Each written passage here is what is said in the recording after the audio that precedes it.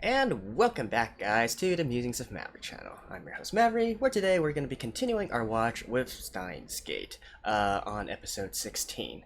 So, last episode, we finally got a little bit more information as to the mechanics and the workings of this universe's time travel, timeline, whatever you want to call it, the mechanics and the rules behind it. We know that it's now sort of like a hybrid between normal MWI, multi-world interpretation, from real-world theoretical physics, as well as some, its own flavor, its own twist on things, right? So it's like a hybrid of these two different things.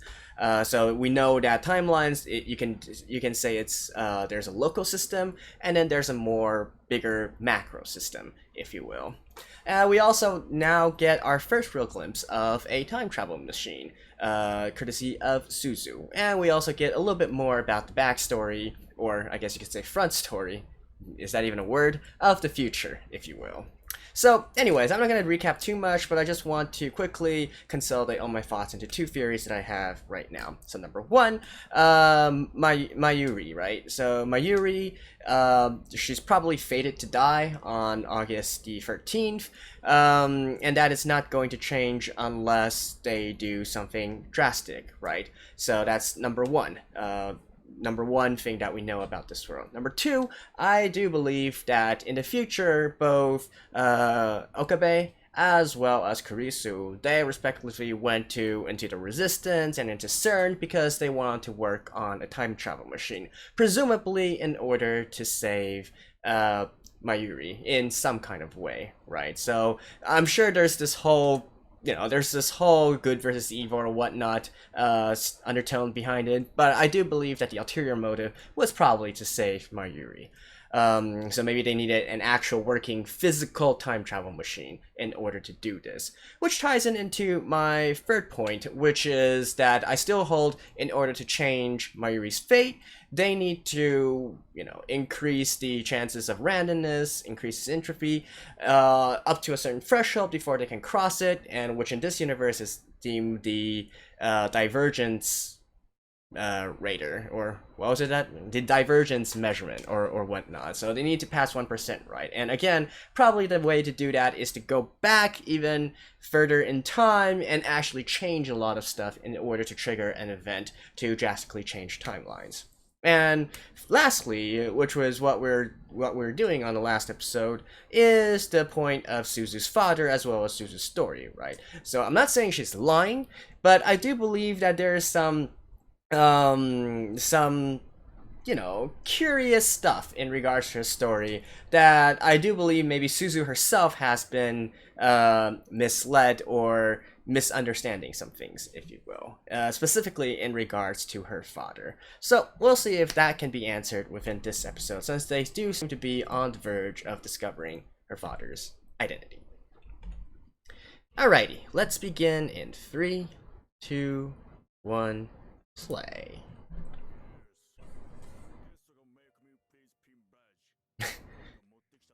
Make me please pin badge.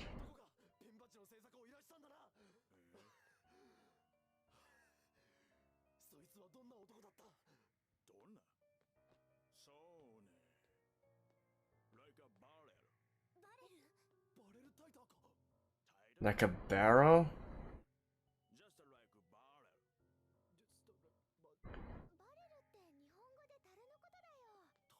Taru? Is it Daru?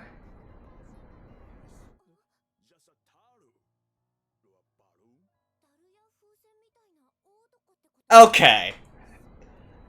They were saying last episode that Daru has some special connection with Suzu. You know what? I think that's Daru.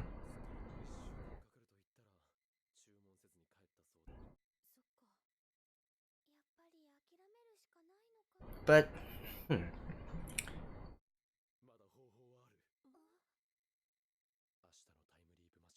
So, did he maybe come from the future? What? Huh? So, is Daru Suzu's dad?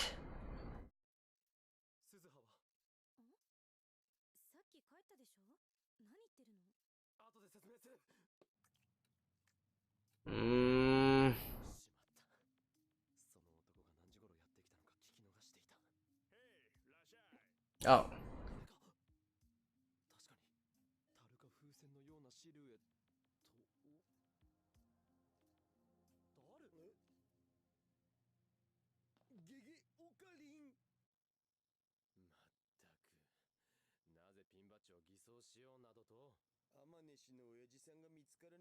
Oh, okay, never mind.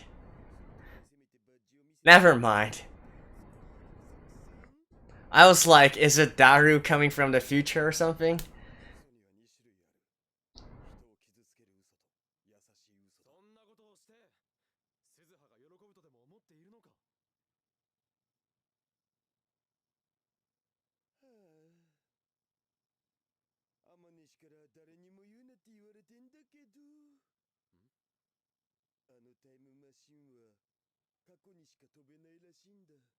Oh.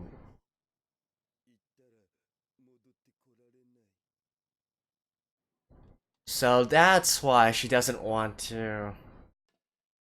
Okay.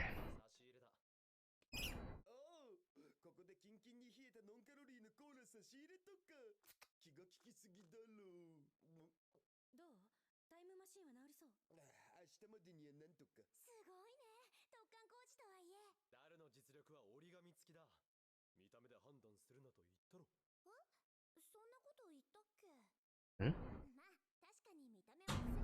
Wait.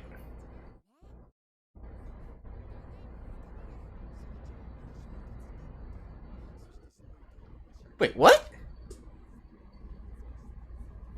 Did they? Wait, when was the last time they...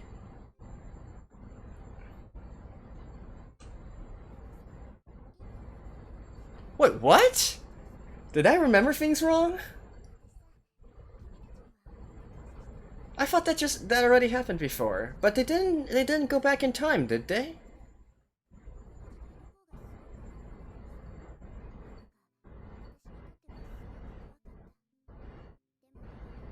Am I tripping right now?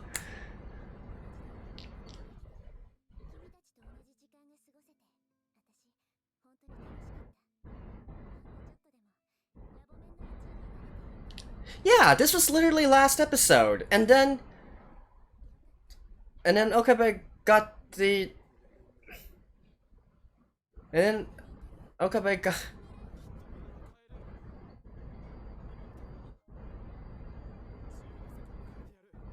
What?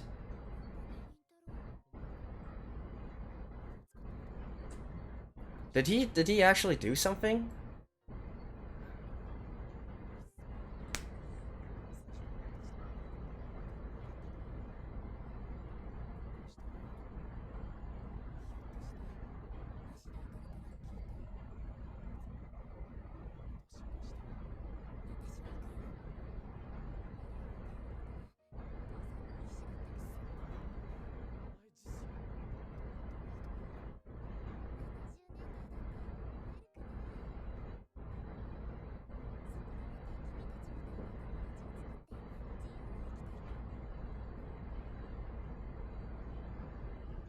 Wait.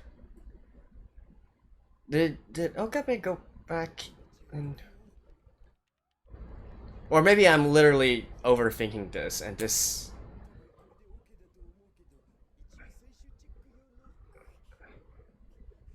But... Okay, I'm so confused right now.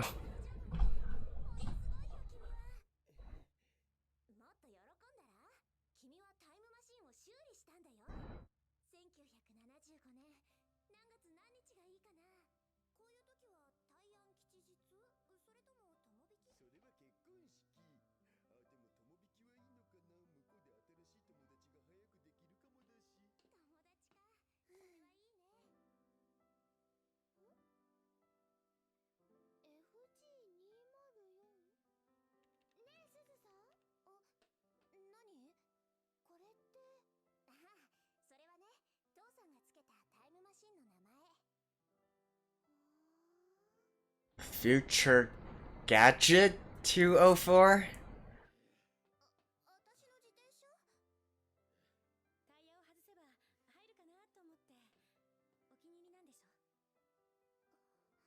Okay, now I just can't get it out of my mind that Suzu might be related to them somehow in the in the future.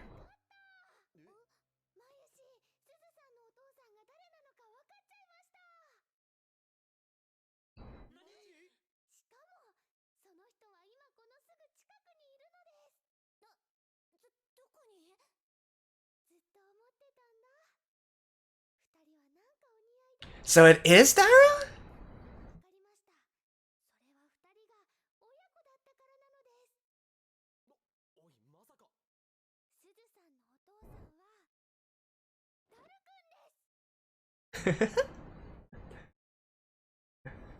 I agree. I agree. I kind of agree.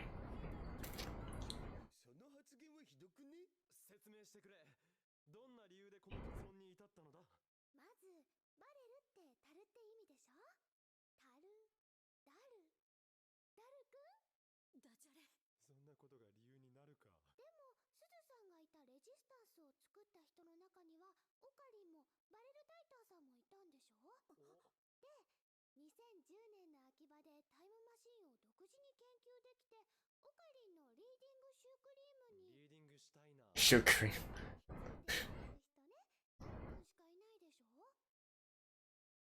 And finally, Future Gadget 204.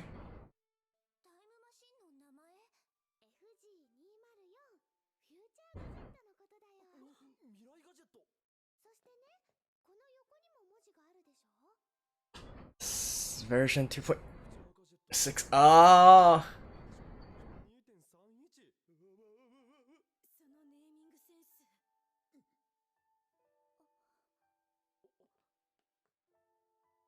Okay, now this is awkward. Wow, really?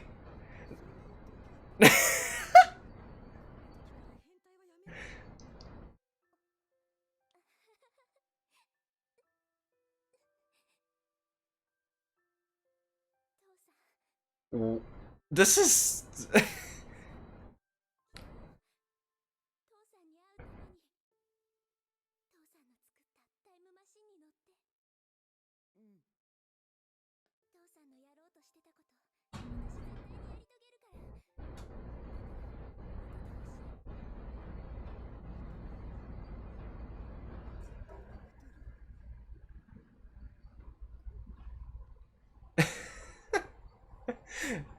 I know this is supposed to be touching, but this just seems so awkward to me.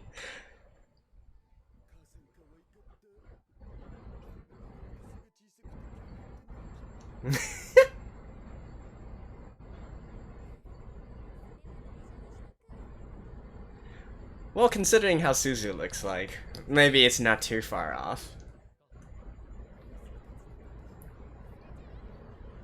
But wait. If she actually leaves now, then the current dem will change, right? So if she did succeed, then Okabe's reading Steiner should activate.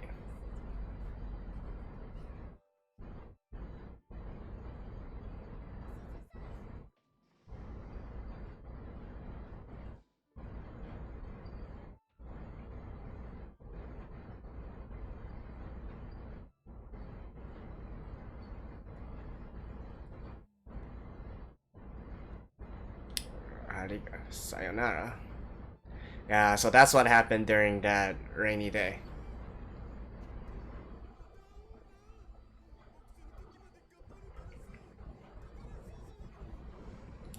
Wow.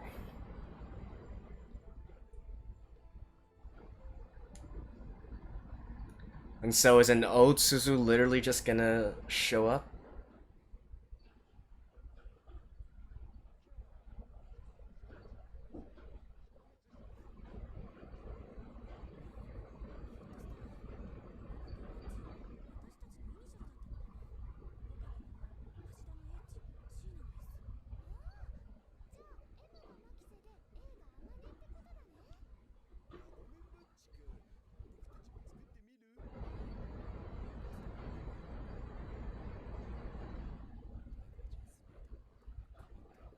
Yeah.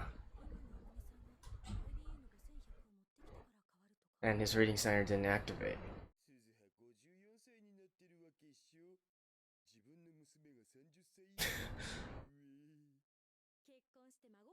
You took that surprisingly well, Daru.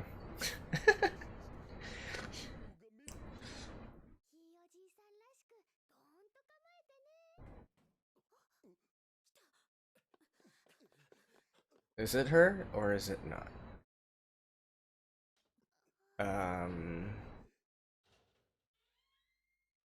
No?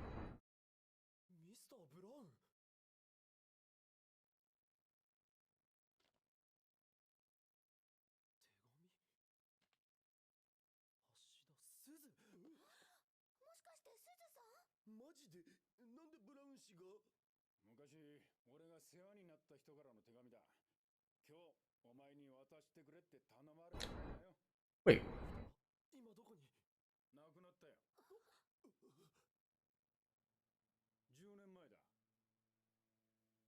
At 44 years of age?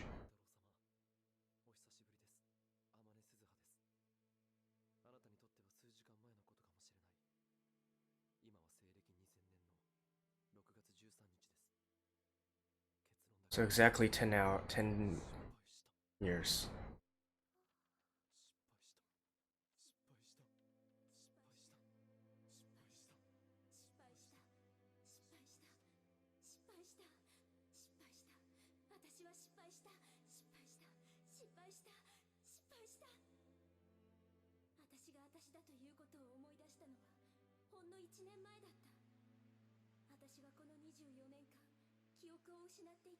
What?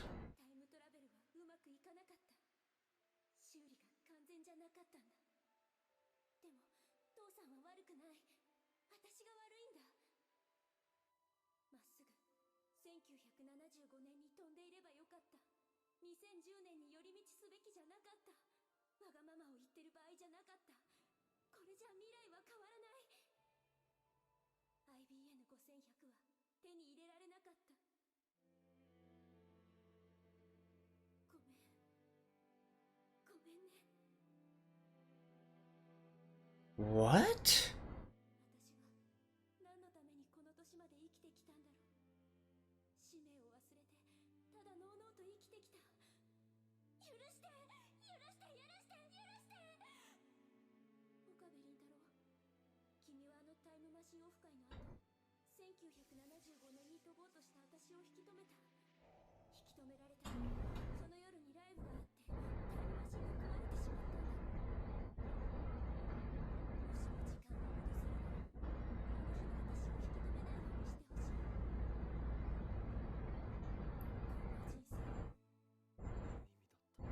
Holy crap.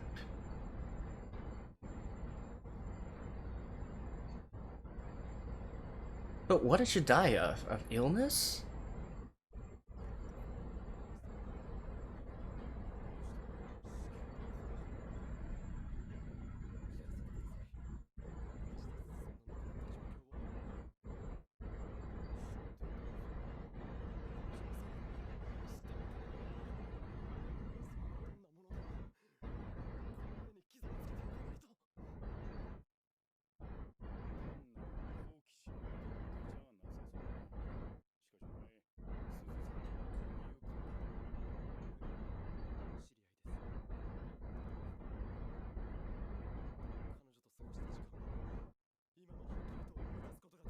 An old acquaintance.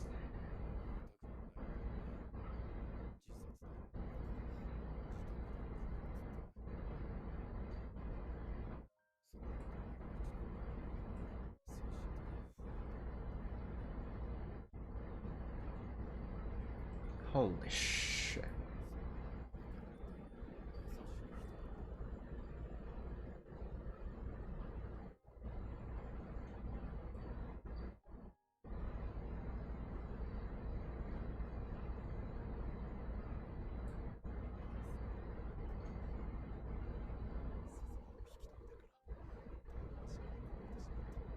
Wait. What's the time right now?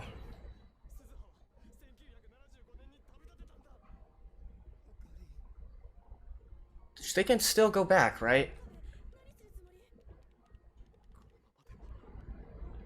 Yeah, I was like, what's it?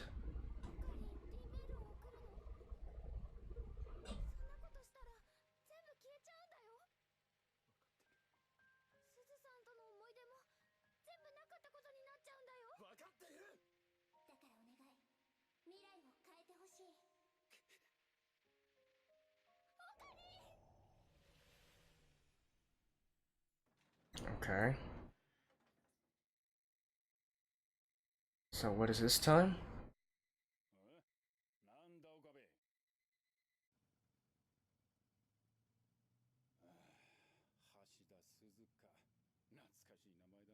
Wait.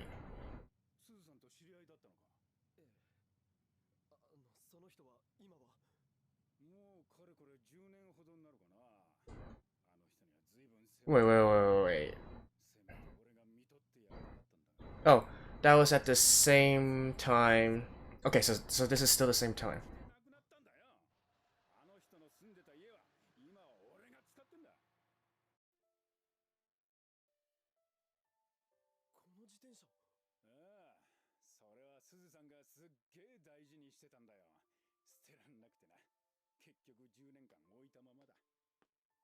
So he didn't use the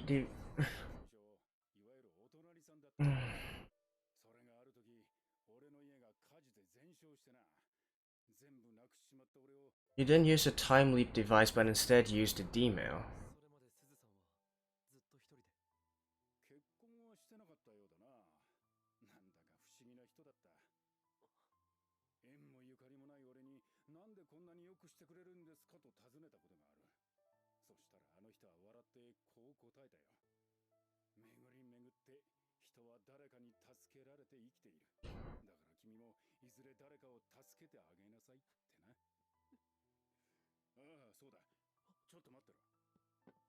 And still a letter?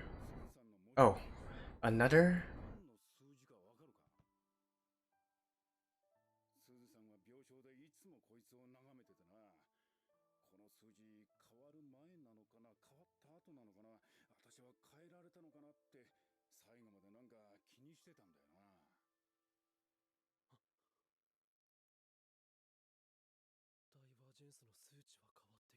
Wait, but wasn't it?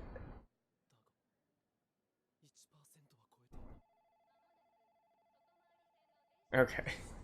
I think this is one of those episodes I'm gonna have to go back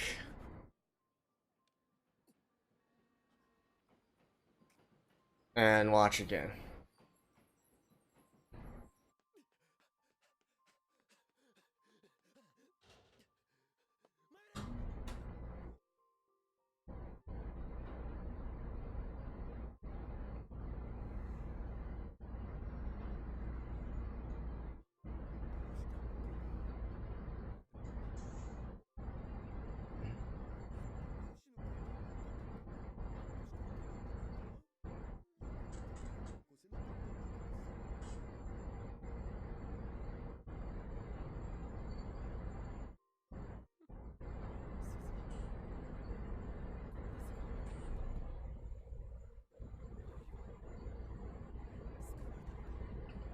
I'm gonna say no. Oh, Ferris. But alright, let me not watch the preview. I'm gonna go rewatch this episode. Okay, so my apologies first. I was being an idiot and being way too excited with trying to figure out the connection between Daru and Taro and this barrel titer dude, right? So I was during that time I thought that this was something important and that would be revealed later on. So I was going through everything in regards to whether or not this makes sense, and I failed to pay attention to the on-screen dialogue, which said that they were going to do the time leap again. Since they ran out of time, right? So Okabe was going to redo the whole thing again. So my apologies, I didn't pay attention there, and so that's why I was confused for like 5 minutes as to why we were going through the exact same thing as the last episode. So my apologies. Okay, let's just get that out of the way, right? So in this episode, it's I this episode hurt my brain. All right, so first of all, yeah, we get this part between Taru and Suzu and whatnot. So we did find out that Daru is Suzu's father. Touching reunion and all that. At the end, Suzu did manage to at least accomplish one of her secondary goals, which is to find her father. So, heartwarming reunion. And then later on, we're immediately treated to a roller coaster where she failed to complete her mission, right? And I did really like the voice acting there, as well as dialogue. It definitely felt impactful during that time. Now, however, one thing that is kind of bugging me is, why the heck did Suzu choose to commit suicide when she literally had 10 more years to go, right? So, from last episode, with Suzu's entire explanation of what her plan was, she planned to go back to 1975, get the IBM 5100, and then headed off to Okabe in 2010, right? And the reason for this is so that they could hack into CERN's database and remove some incriminating information in regards to Okabe inventing the time machine, or the D-mail, right? Time travel stuff. So that was the entire plan, right? She literally had still 10 more years before she needed to hand the IBM 5100 over to Okabe. Why give up there? Like, okay, fine, sure, you lived out 24 years of your life without knowing anything, right? But in the end, you got your memories back. There's still time. It's not like it's literally it's literally next day or something, right? So I don't know. Is the year 2000, because she committed suicide in the year 2000? Is that date significant? It's popped up quite a few times now already, right? 2000 Y2K, June 13th, exactly 10 years ago from this current day. That day somehow seems significant in some kind of way. Like, otherwise, again, I don't really know why Suzu decided to commit suicide then and there. Like, was she instead maybe going insane, thinking that she had these delusions that she was a time traveler or whatnot, and so that's what drove her crazy and into suicide? I guess that's an explanation. But I'm just saying, if she was... But then she also wrote this letter, right? So if she truly believed that she had this mission to complete, why not continue on and try to complete the mission, right? You have 10 years time to try and, find this antique computer, right? If in the end you didn't succeed, then fine, you didn't succeed by 2010. But before then, I don't know. That part didn't really make much sense to me. Her committing suicide. If it was the altered version, right? The new version which Okabe altered it into, that I can get. So again, maybe 24 years of her life, she didn't know anything, and then once she regained her memory, she fell of illness and didn't have any couldn't really do anything anymore. Try to find the IBM 5100 and whatnot. And that part, I guess, would make more logical sense than just her committing suicide, right? That just doesn't fit her character as we know it. So yeah, that part was kind of confusing to me. And really, another thing that I was thinking of while going back through this whole thing is her obsession. So she is entirely fixated on the IBM 5100, right? What other character have we seen so far that is entirely fixated on the IBM 5100? Moeka, right? So I'm actually wondering if these two are interrelated somehow with their obsession in trying to find the IBM 5100. Like, could it be that maybe the origin of their actions are the same? Like, potentially Moeka is doing the exact like, she is trying to find the IBM 5100 for the same reason that Suzu is. It's just that, through time or whatnot, it was twisted into another kind of manifestation, if you will. I don't know. Maybe this is a really wild theory out there, but I just am entirely suspicious of everything right now, and the fact that these two are obsessed over the IBM 5100 kind of leads me to believe that there might be some connection between them. Okay, so that was her part in regards to that, right? And the other part that is, really hurting my brain right now is in Suzu's time travel machine.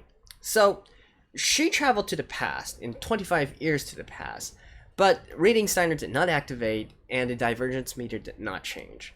Why is that, right? Considering that she goes 25 years back in time, like I said before, the butterfly effect and chaos theory and all that, the fact that she went back 25 years, it would have huge implications on the timeline, right? And yet nothing happened. Nothing happened. Even Mr. Braun, all of the lab members, they still remember her. Mr. Braun apparently has no problem, even though Suzu, I get it, right? The Suzu that went back in time changed her name, and presumably because she was older, maybe it was less easy to make the connection between that Suzu and the Suzu that Mr. Braun knows, right? But still, they were riding the exact same bicycle. You'd think that at least that would be kind of significant, wouldn't it? I don't know. That part is definitely a little bit dubious to me. However, I do kind of feel like maybe this leads into another thing, and that is the concept of fate within this anime, right? So I'm actually thinking right now that the only way for this to make sense would be for, Okabe to be the only person who can actually shift timelines, right? The fact that Moeka has a time machine and whatnot, that doesn't make any difference. The entire time, the time divergence number and whatnot, so say it's like we're on 0.4444 repeating. Let's say that was that, right? This timeline would already take into consideration the fact that someone from the future traveled back to the past and tried to change something, and yet nothing would actually change. It is fate, right? It is fate. They were fated to get into a time machine and travel to the past, and then so if we were to use Suzu in this case, she was fated to come from the future to 2010 and then reunite with Daru and then go back in time and fail and die in the year 2000, right? This entire timeline, if you will, was already predetermined by whatever that current divergence number was. So Moeka having her own time machine would do nothing to change this meter. That's the only explanation I can think of. Otherwise, again, this really ties into a lot of this paradox stuff, right? Especially when you consider, for instance, so if Okabe did not do the thing that he did at the very end of the episode and send another email, right? So if they stayed on the original timeline, then would Daru in the future, like if Daru in the future chose to still marry and have children, well, what would happen if he didn't name his daughter Suzu, right? So what I'm getting at is that the only way for this to actually make sense and to not have any paradoxes would be it all to be predetermined and fate as determined by the timeline that Okabe has determined. Or I guess not determined, because he can't really just say what timeline he wants, but observed, if you will. What timeline that he has observed this to be. So this is all tied together, and it's all self-contained. It is completely predestined and fate. That's the only way that we can get rid of all these paradoxes. So yeah, I think that's the biggest takeaway I can get from this episode. Otherwise, like I said in the previous episodes, these paradoxes would start to really conflict with each other. And also, at the very end with Okabe's action with the D-mail, that does seem... So, I believe what happened there was that he basically took the advice of Suzu in the letter, right? She told him to not stop her from using the time machine way back when in that episode where, so there was this episode where Suzu had a talk with Okabe, and then she attended the conference, and then she left, right? And Okabe, in order to, since he didn't want to lose a friend, decided to use the D-mail and go and tell the past self to not let Suzu go, right? And so here, the D-mail that he did, so the original D-mail was follow Suzu no matter what, right? So the D-mail that he sent here in this episode was to stop following Suzu because of CERN or whatnot. We didn't get the full context of that email. So I'm guessing what happens is that Suzu actually goes into the time machine during that day, and so the events from that day all the way up to now never happened, but the rest, I assume, did, right? So Suzu is still in the memories of of the lab members and in Mr. Braum, even though, again, I still find it kind of curious how Mr. Braum did not make any kind of connection or feel any bit suspicious between these two people who had similar names, who by all means should have similar personalities as well, and riding the exact same bike, right?